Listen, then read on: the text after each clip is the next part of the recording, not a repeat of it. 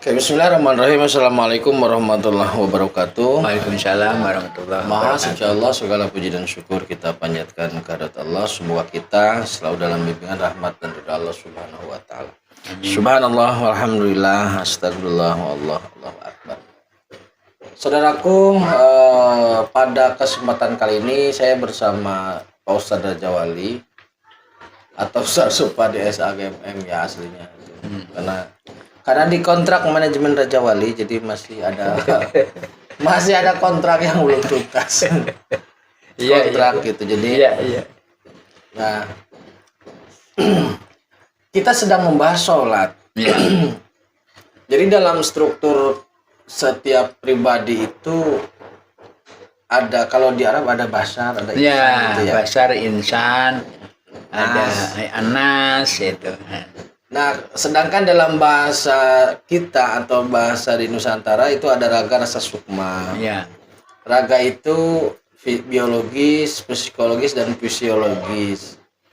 Kemudian rasa itu kombinasi akal dan nafsu. Kemudian sukma atau ruh itu independen. Iya. Nah, ini kita sholatkan tiga-tiganya ya Pak Iya, Ustadz, ya. betul. Nah, raga sudah kita bahas. Jadi sholat raga itu sangat syar'i ya. Syar'inya. Ukurannya syar'i.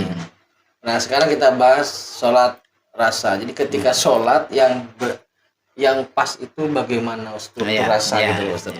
Monggo Pak Ustaz. Bismillahirrahmanirrahim. Assalamualaikum warahmatullahi wabarakatuh. Waalaikumsalam. Alhamdulillahirrahmanirrahim. Kita bersyukur pada Allah SWT, keberkahan, keselamatan, kesehatan buat kita semua. Saudaraku, bahwa sholat yang kita akan bedah ini dari perspektif lain sebenarnya ya. Istilahnya aja kan. Nah, istilahnya. Kalau istilahnya fikih itu sudah biasa, tasawuf sudah biasa. Ini kita pecah dengan potensi dari manusia. Nah, yang sudah itu sholat rasa, sholat raga. Yang terdiri dari biologi, fisiologi, dan psikologi. Nah, kemudian sekarang ini sholat rasa yang terdiri dari emosional dan intelektual. Saudaraku, bahwa apa sih makna sholat itu dalam rasa? Sholat ini adalah mengendalikan diri dari nafsu, amarah, lawamah, sufiyah, mutmainah. Nah, nafsu yang tiga itu harus dikendalikan dengan baik menuju nafsu yang satu, yang mutmainah. Nah, ketika kita nafsu amarah, saat sholat itu bisa diredam. Nah, diredam dengan apa? Ya, dengan gejolaknya bisa dikendalikan. Nah, kemudian nafsu lawamah bisa dikendalikan. Nafsu sufiyah juga bisa dikendalikan menuju ke nafsul mutmainah.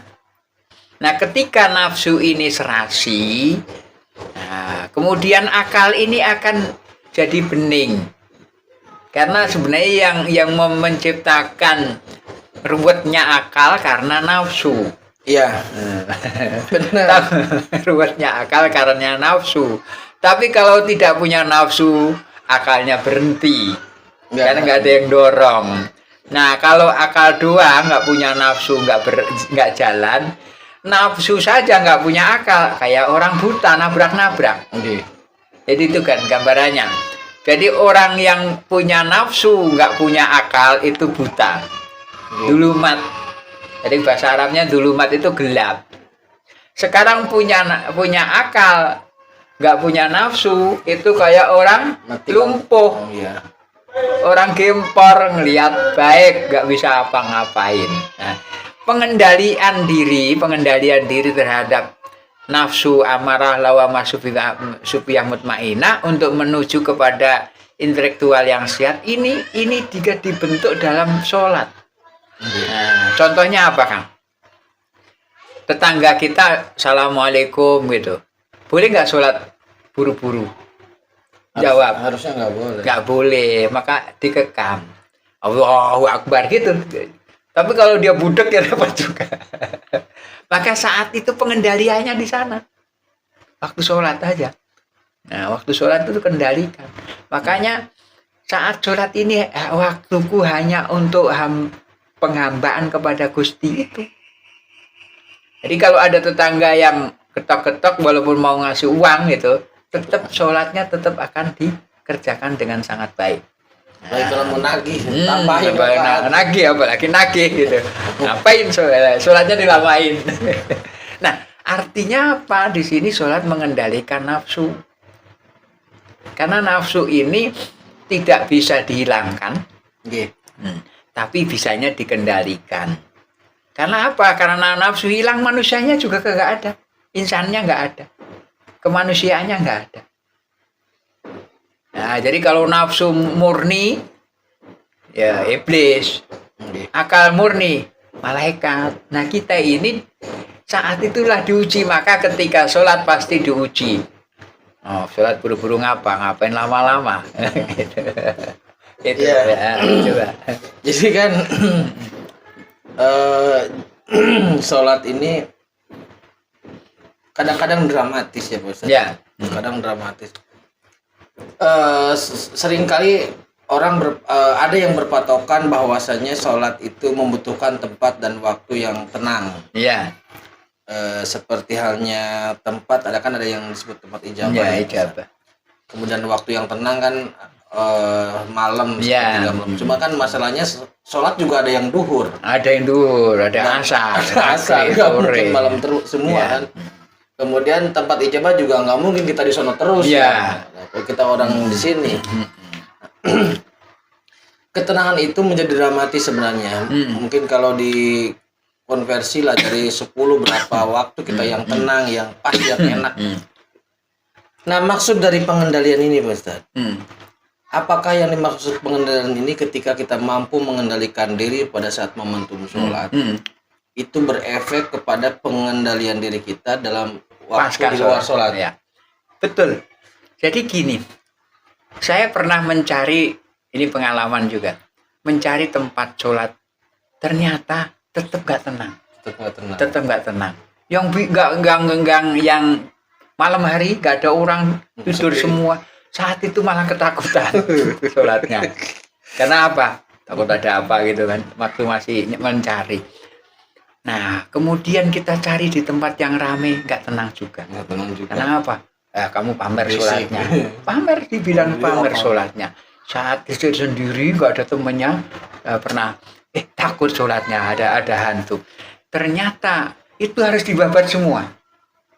Harus dibabat. Saya akhirnya menemukan satu formula. Saya harus sholat di depan anak-anak yang ramai, di depan TV yang on, kalau perlu di depan pasar yang ramai, di tempat yang sepi dalam kondisi sama tenangnya. Ini yang paling susah. Itu paling susah bener. Jadi pengendalian nafsu di situ.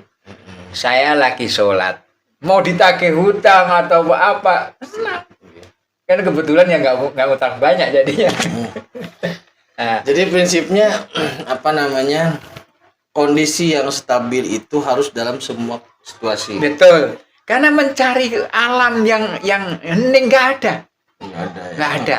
Nah, di Mekah, coba di Mekah ini nyari jam berapa yang nggak ada orangnya. Ada semua. Jam 11 malam itu orang udah sebagian tidur, datang banyak. Pagi mau jelang subuh lebih banyak lagi. Juga banyak orang. Ternyata nggak ada. Kecuali kita mengendalikan. Nah gitu, pengendalian. Jadi mengendalikan di situ memang benar-benar kondisi apapun. Dalam situasi Dan siapapun, dimanapun, Allah ijabah di mana aja. Bahkan seluruh bumi ini adalah tempat sujud. Maka kuluhum ardun masjidun gitu ya. Seluruh bumi ini tempat untuk sujud, ya masjid. Ya, ngapa kita nyari-nyari yang lain? Itu. Artinya mungkin dalam realitas fakta yang realnya ada kadang-kala ya, saya sendiri tenang ketika ada uang, tidak gelisah ketika tidak ada uang. Artinya sholat itu tenang ketika sepi, tapi nggak tenang ketika rame. Berarti kan di situ ada ketidakstabilan. Ketika nanti diuji tetap nggak stabil lagi, sepi. Ketika ada rame bubar kan. Belajar di rame. Pas nyari sepi ada rame bubar. Pas rame, ya memang nggak pernah bisa untuk cari sepi. Nah, itulah mengendalikan itu. Jadi pada prinsipnya sholat itu terletak pada diri kita sendiri, Nah, diri kita kemampuan kita untuk memanage. Nah, memanage nafsu, kemudian menjernihkan akal. Karena ketika nanti nafsu bergejolak, akal yang ngerem. Lagi sholat, Bang. Akalnya ikut kabur. Akalnya ikut kabur. Karena apa, baterai akal-akalan, tidak akal-akalin. Nah, itu stabilnya nggak ada. Pas kita melayang-melayang pikirin kemana-mana, nafsunya nyolek, Bang, lagi sholat, Bang. Itu saling mengingatkan itu. Rasa dengan akal itu saling mengingatkan, nafsu dengan akal itu. Jadi saudaraku begini ya, apa namanya, jangan pernah berpikir kita ingin mengalahkan hawa nafsu. Ya, nggak mungkin. Itu nafsu itu dikendalikan aja susah, apalagi dikalahin, nggak bakalan. Kalau ngalahin nafsu berarti ya mati. Nggak mungkin itu. Jadi kita latih. Jadi kuda itu biar dia jinak apa? Kurangi makan dulu puasa. Nah, pas lapar makanan. Itu ternyata puasa itu mengendalikan. Gitu. Saat sholat puasa nggak, Kang? Puasa, makanya nggak boleh sholat sambil ngopi kan gitu. Nggak boleh. Ya. Tapi pas sholat mikirin kopi, nggak begas. Iya, betul. Nggak usul lagi. Ya, jadi saudaraku apa namanya, ternyata nafsu dan akal ini kombinasi. Karena kita hidup, kita beramal, kita ibadah, bernilai karena ada kombinasi antara dua makhluk dua makhluk ada di dalam diri kita. Maka musuh dalam selimut itu nafsu, diselimutin tiap hari. Nah, ditembak kepalanya sendiri yang pecah, kan repot. Nah, jadi nggak usah berpikir masalah mengalahkan setan. Nggak usah. terlalu ini apa, jauh banget dah. Mengalahkan hawa nafsu nggak mungkin. Kita mengendalikan. Ya. Sesuai dengan porsinya. Sesuai dengan porsinya supaya selamat, sinergi selamat sesuai dengan yang Allah kehendaki. Iya. Ada lagi Ustaz? Nah, kembali lagi bahwa nafsu ini tidak bisa dimusnahkan karena musnah nafsu bareng dengan kepala kita gitu ya. Tapi kita kendalikan dengan sinergi. Kendali nafsu dengan sinergi untuk mendukung potensi akal dengan sehat. Karena sebenarnya yang punya potensi besar ya sehat akal itu. Sampai sini. Oke, terima kasih saudaraku. Tetap tingkatkan iman dan amal soleh. Assalamualaikum warahmatullahi wabarakatuh. Waalaikumsalam warahmatullahi wabarakatuh.